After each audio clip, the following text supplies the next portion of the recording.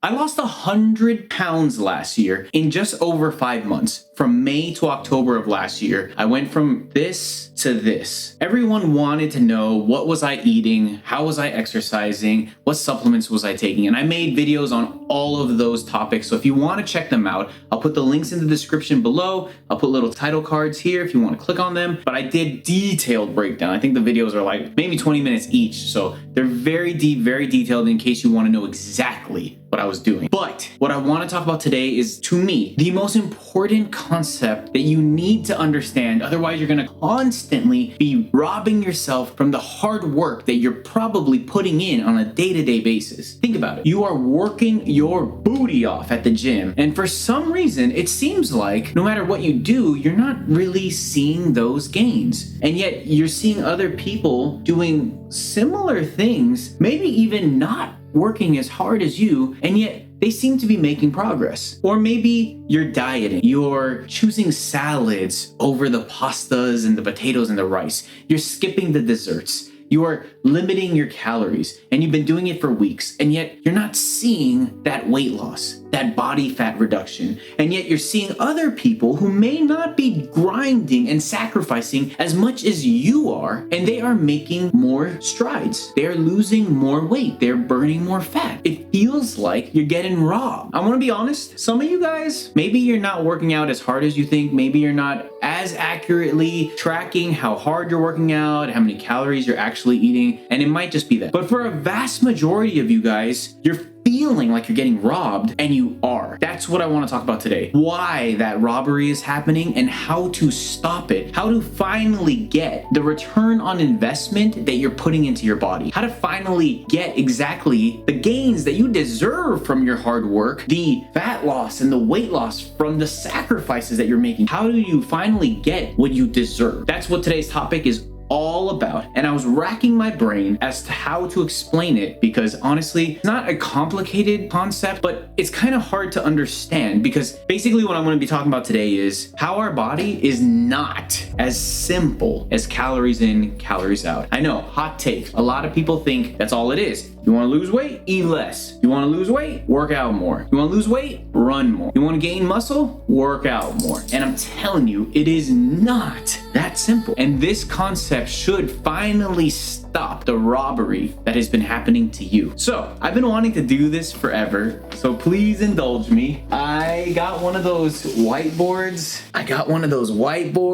And we're gonna go to school. I'm gonna draw a little bit of diagrams. The analogy that I came up with for this topic, because at the end of the day, why the robbery is happening, why you're not getting the gains and the return on investment that you should be getting from that hard work that you're putting in at the gym, from those sacrifices that you're making on your diet, from all of the changes that you're making. This is going to be the reason why it's happening and how to stop the robbery finally. The analogy is your body's a city, and I got a list of characters over here. You are the mayor. You are in charge of the city, and your goals are twofold. Number one, you want to ensure that the city's infrastructure is flowing, that the roads are flowing smoothly. The roads are our bloodstream. Bloodstream. That is your number one priority, that the roads are flowing well. And number two, your other goal as the mayor is to ensure that the factories are getting the energy that they need. And the factories are our muscles and our organs. That's the place that you want the energy to actually go. You don't want it to go to the storage facilities, aka stored body fat, aka our bellies, our booty cheeks, all that stuff. Let me go through the list of characters. So you're the mayor, you're in charge of the city, and you're trying to make sure everything's flowing and the factories are getting the energy. The fuel trucks is glucose. Basically, what our food breaks down into. Key holders, this one's gonna be super important, is insulin. They are the key holders slash managers, but we'll get into it. They kind of have a dual role in our bodies. Flatbed freights, that's protein. Sports cars, that's sugar. Speed bumps is fiber. Traffic controllers is apple cider vinegar. Like I said earlier, the factories are our muscles and our organs. Storage facility is the fat. That's where we do not want things to go. That's our goal. We don't want it to go there. We actually want the fat to be released from the storage facilities which is really hard for our bodies to do if we're not reaching our goals. And then again, the roads are our bloodstream. If we think of it like a city, and let's pretend this is, oh man, I am not the greatest artist. This is a factory, right? We got a little factory, a little smoke coming out of it. This is the factory. We got factories all over our bodies, but let's just pretend we got a factory, and then we got big ass storage facilities. This storage, okay, our fat. So these are the two places that the fuel trucks, the glucose, can go, right? And we want it to go here. We want it to go to the factory because the factories is what's going to give us energy. It's going to make us feel good. It's going to feed our muscles. It's going to feed our organs. And it's not gonna store as fat. That's where we want the glucose to actually go. Where we don't want it to go is the storage facilities, aka our fat stores. Why do we not want it to go there? Well, one, we just don't want to get fat. But number two is, when that energy goes to the storage facility, it is really hard for our bodies to open that door and let that energy out. It doesn't want to let the energy out. It wants to store it there. So when it gets in there, it's really hard for it to get out. But when energy goes to the factories, it's real easy to get out of there. It burns and then you got energy. So that's why we want the glucose, the energy, all of the cars to go here. Okay, so let's pretend that there's roads to the storage facilities and there's roads that go to the factory. How does our body decide which road to take, right? Lines here, this look a little bit more like a road. How does our body decide where does this energy go? Well, its number one goal, again, is to ensure that the city's infrastructure is flowing, because if there's too much glucose in our blood, it's actually toxic. It's poisonous to our body. It has to get that out of our bloodstream, otherwise we'll die. Our body wants it to go to the factory, and the only reason why it wouldn't go to the factory is if it's backed up. If there's too many cars trying to get to that factory, right? Okay, like eating a lot, right? But again, it's not that simple. So let's pretend that this is essentially the on-ramp where all the cars come in, right up here, right? Now, the fuel trucks, they come in different forms. You can either have flatbed freighters that are carrying heavy bricks and heavy storage, or you can have sports cars, right? And those flatbed freight trucks, that's protein, right? So if we don't want this to be backed up, we kind of want cars to drive a little slow, a little mellow, right? Because if we got 1,000 sports cars driving as fast as they can to get to this factory door, we're gonna have thousands of cars here banging on the door trying to get into the factory, and it's gonna back up, and we're not gonna be able to basically take all those sports cars, right? So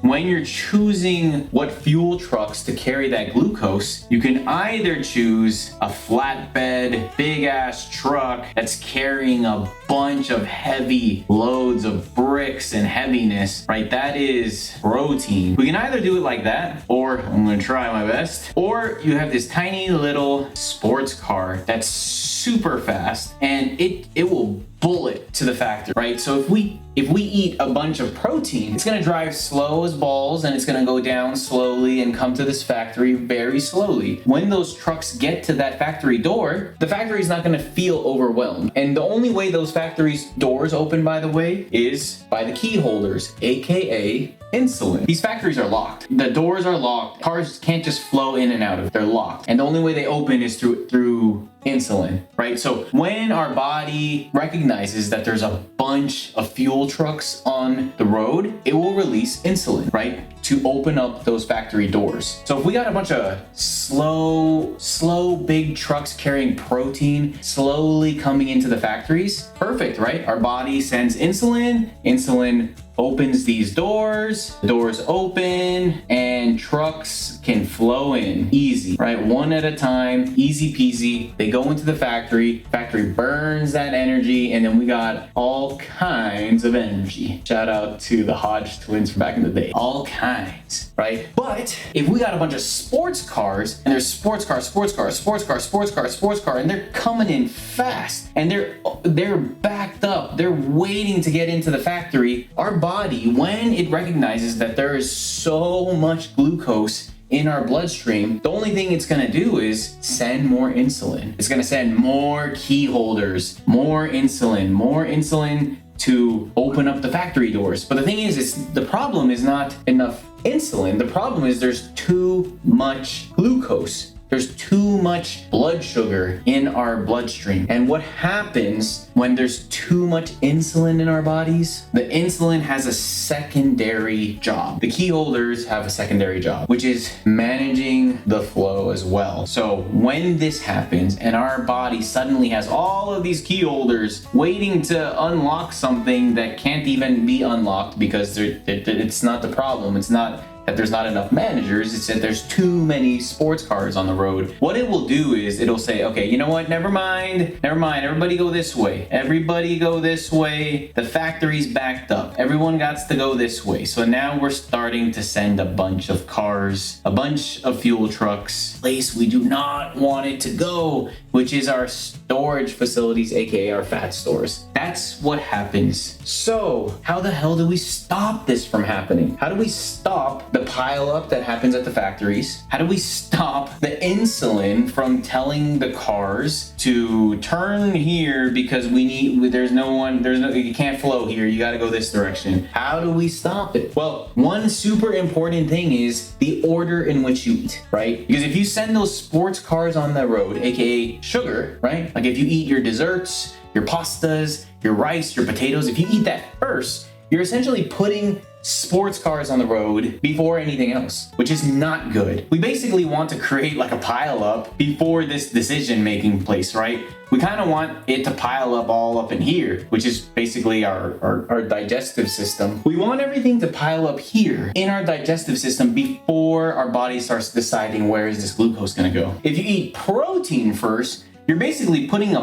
bunch of big ass trucks on the road before the sports cars. So what that does is it basically makes those sports cars have to drive slowly because there's a bunch of slow trucks in front of them, right? So if you eat protein first, you're gonna pile up this area first, which is fantastic. Another way is introducing speed bumps, aka fiber, right? If we put a bunch of speed bumps in the road, if we put speed bumps everywhere, cars have to drive a little bit slower, right? Those sports cars can't fly if there's fiber. So speed bumps, aka fiber, is gonna also slow down that traffic before it gets here. But you gotta recognize that it really matters the order in which you eat things, because if you eat the carbs first, the sugar first, those sports cars go flying, they pile up the factory line, the factory can't take them, so then it goes to the storage facility, and it don't matter now if you're eating your protein and basically putting those slow ass freight traders behind the sports cars. It doesn't matter if you introduce speed bumps after those fast cars drove past. It doesn't matter anymore. So what really matters is the order in which you eat things. You gotta eat the protein first. You gotta create those speed bumps and eat the fiber first. And when you do those things, and then the last trick, in order to basically pile up all of that energy in your stomach before it starts going to other places, is introducing traffic controllers, aka apple cider vinegar. Because of that acidity, the apple cider vinegar is basically a little dude here, I'm gonna say traffic controller, right? Guy here, and he's telling people where to go. And apple cider vinegar also slows this area down because it tells cars to slow down. Hold on, don't go nowhere, not just yet. So again, you can literally eat the same stuff. I'm gonna put here sugar and carbs. You can literally eat the same foods, right? Fiber, right? Which is your salads, your greens, your vegetables. You can eat protein, right? Your steaks, your chicken, your fish, your legumes, whatever. And you can also eat sugar,